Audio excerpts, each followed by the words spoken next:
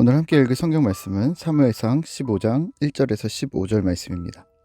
사무엘상 15장 1절에서 15절 말씀입니다. 오늘은 11절 말씀을 읽겠습니다. 내가 사울을 왕으로 세운 것을 후회하노니 그가 돌이켜서 나를 따르지 아니하며 내 명령을 행하지 아니하였음이라 하신지라.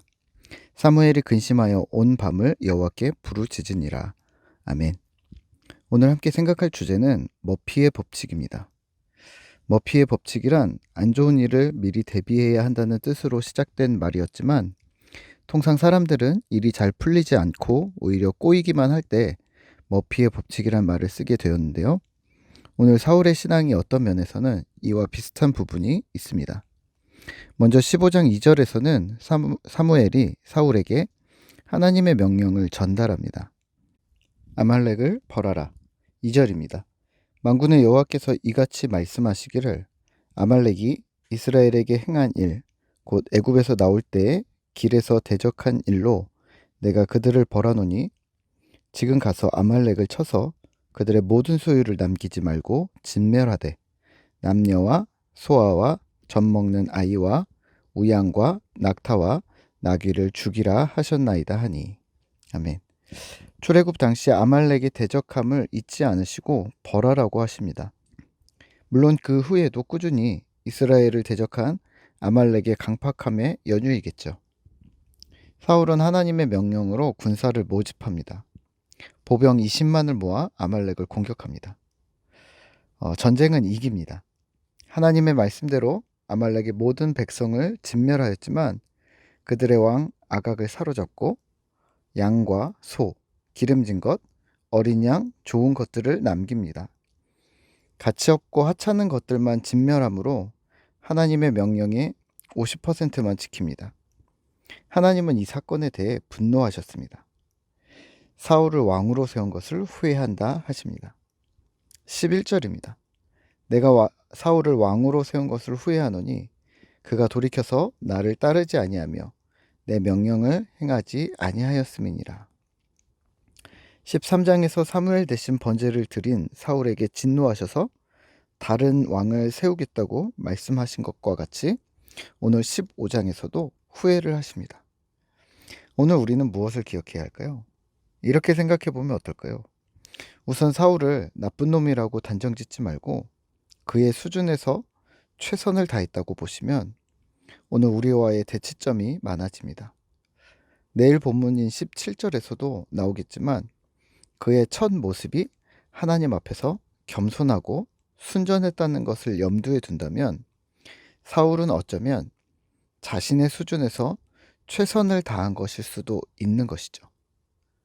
근데 문제가 하는 일마다 하나님의 눈밖에 난 것이라면요. 사울처럼 불쌍한 사람이 없게 됩니다. 13장에서의 큰 사건이었던 블레셋과의 전투의 긴박한 상황, 백성들을 어떻게든 붙잡아 두려 했었던 간절함에 사무엘이 해야 할 번제를 자신이 드려버립니다. 그리고 첫 번째, 하나님으로부터 버림을 당한 사건이었습니다. 그 상황에서 우리가 사울이었다면 우리는 그 법칙을 기다리고 있었을까요? 총탄이 빗발치는 일촉즉발의 상황에 우리가 처해 있었다면 본부의 명령이 떨어지지 않아 반격을 못하고 있는 전쟁 영화 같은 류를 대입해 보시면 비슷할 듯 합니다. 어쩌면 사울은 왕으로서 전투의 수장으로서 이스라엘 백성들과 하나님을 위해 최선의 선택을 했는지도 모릅니다. 하지만 결과는 하나님께 버림받았죠. 오늘 15장에서도 마찬가지입니다. 그때보다는 훨씬 수월합니다. 3만 명 대 3천 명 이런 말도 안 되는 전투도 아니었고 튼실해진 이스라엘의 군사는 20만 명으로 전쟁을 시작합니다. 엄청 강대해졌고 아말렉을 쉽게 제압합니다. 물론 모든 것을 진멸하라는 하나님의 명령이 있었지만 사울은 하나님께 더 좋은 것을 드리려고 했습니다. 하지만 사울의 의도와는 달리 사울은 하나님께 이 사건으로 인해 더 명확하게 버림받는 계기가 됩니다. 사울이 하는 일마다 하나님의 뜻에 대치되어 버렸다면요? 그의 만약에 순수한 의도에도 불구하고 말입니다. 예전에 사역할 때 후배 전도사를 데리고 함께 사역을 한 적이 있었는데요. 학생들 생일에 제가 손 엽서를 쓰고 후배 전도사에게 선물을 사놨으니 좀 가져오라고 부탁을 좀 했습니다. 작은 손가방 10개 정도를 미리 사두고 꼭 가져와야 된다고 신신당부를 했었는데요. 주일 당일에 선물과 엽서를 함께 주려는 의도였죠. 저의 의도였죠. 당일이 됐습니다. 보통 일찍 오는 후배 전도사가 그날따라 늦잠을 잤다고 놀래서 전화가 왔습니다. 괜찮아. 학생들이 집에 가기 전에만 오면 돼. 라고 화를 내는 걸 티내지 않고 조심히 오라고 얘기를 했습니다. 1시간쯤 후에 왔는데 이 친구가 왔는데 선물을 저에게 갖다 주지 않는 겁니다. 언제 왔어? 식당에서 왔는데요. 선물 어디 있어? 그랬더니 형님 제가 나눠줬습니다. 이러는 거예요. 제가 쓴 엽서가 무색해지고 선물도 제 사비로 산 건데 그걸 자기 마음대로 나눠줬습니다. 폭발했습니다. 네.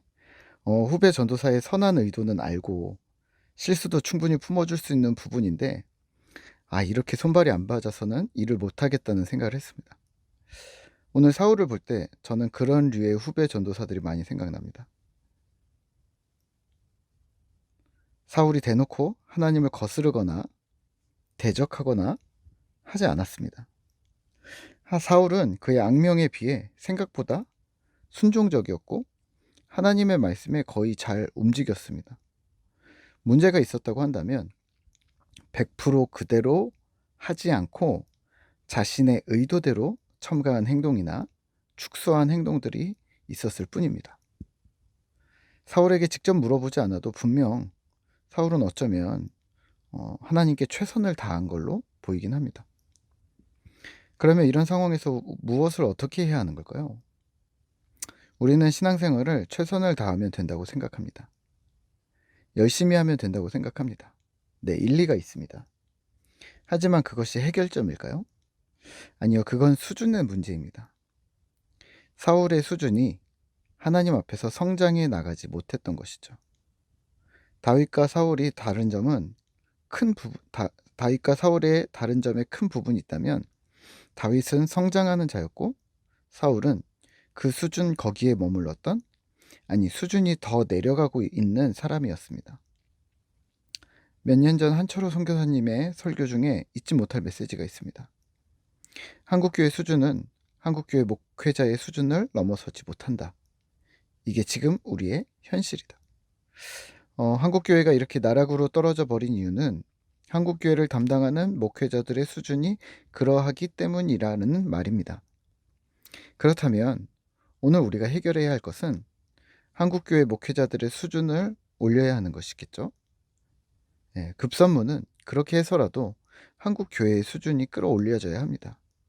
그리고 장기적으로는 교회 목회자 수준에 억어당하는 한국교회 성도가 목회자의 수준을 넘어서게 만들어야 합니다.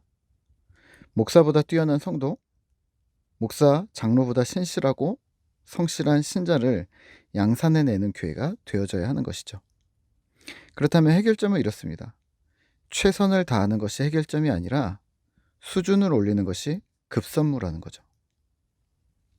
무엇을 해도 하나님의 눈밖에 날 수 없었던 머피의 법칙에 빠져버린 사울과 같이 한국교회의 낮은 수준을 다시 끌어올려야 하는 것이죠.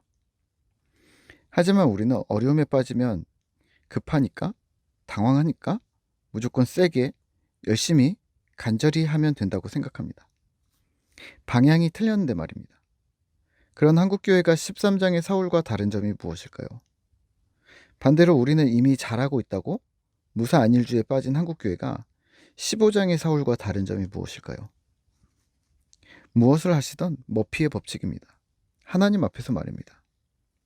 오늘 우리는 무엇을 해야 할까요? 머피의 법칙이 그냥 오는 것이 아님을 기억하셔야 합니다. 낮은 수준의 신앙, 하나님 말씀을 읽지 못하고 이해하지 못하는 난독 증세가 있는 신앙, 수준 미달의 신앙임에도 불구하고 괜찮다고 무사 안일주의를 조장하고 있는 분위기 속에서 탈출하셔야 합니다. 말씀을 직시하는 것, 시대를 읽으면서 시대 소명, 시대 사명이 무엇인지를 발견하는 것, 세상은 어떤 시민의식으로 살아가고 있는지를 살피는 것, 그런 수준 있는 통찰이 우리 교회 공동체에게 있어야 합니다. 이를 위해서 기도하시고 하나님께 아뢰시고 주님 주시는 격려와 힘으로 공부도 하시고 시야도 넓히시고 말씀으로 깊이 들어오시죠. 주의 은혜를 풍성히 누리시게 될 것입니다. 주님 은혜를 함께 누리기를 소망합니다. 사랑하고 축복합니다. 함께 기도하겠습니다. 하나님 감사합니다. 오늘 우리가 사울의 모습을 보며 혹시 사울이 마음의 순수함이 있었다면 그의 노력과 수고와 열심에도 불구하고 하나님께 버림받을 수 없는 그러한 수준일 수밖에 없었다면 하나님 오늘 우리는 어떻게 해야 하는지 다시 한번 살펴보았습니다. 하나님 우리 한국교회가 또 오늘날 우리가 우리의 믿음의 수준을 한층 더 올리며 하나님 기뻐하심이 무엇인가를 찾아 나아가는 주님의 사람들이 되어지도록 주님 도와주시옵소서. 하나님 그냥 열심히 무조건 뜨겁게 무조건 세게 신앙생활하는 것이 목표가 아니라 하나님이 무엇을 좋아하시는지 무엇을 즐거워하시는지 우리를 통해서 어떤 일들을 이루시려 하시는지 주님의 말씀을 통해 우리가 제자의 길들을 바로 잘 걸어갈 수 있도록 도와주시옵소서. 오늘도 주님이 우리를 붙드심을 믿으며 예수님의 이름으로 기도드립니다. 아멘.